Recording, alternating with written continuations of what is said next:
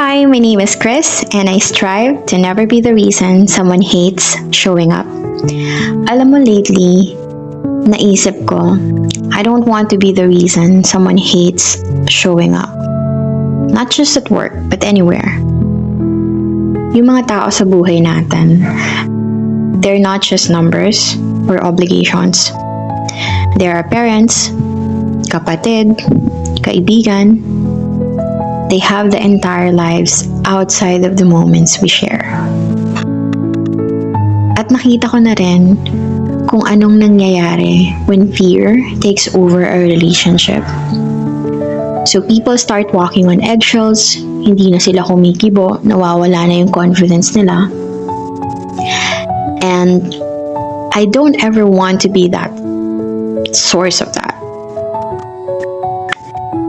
Sa totoo lang, I don't always get it right.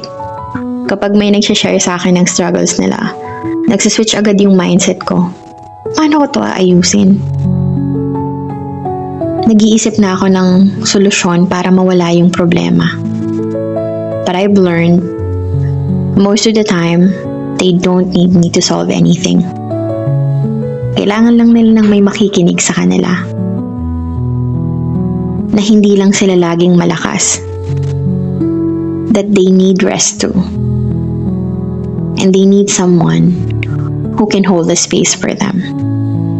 And maybe we can be that person.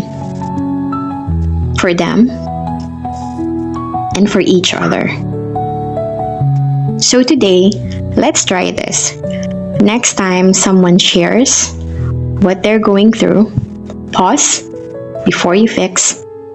Just listen. Let them feel seen and heard.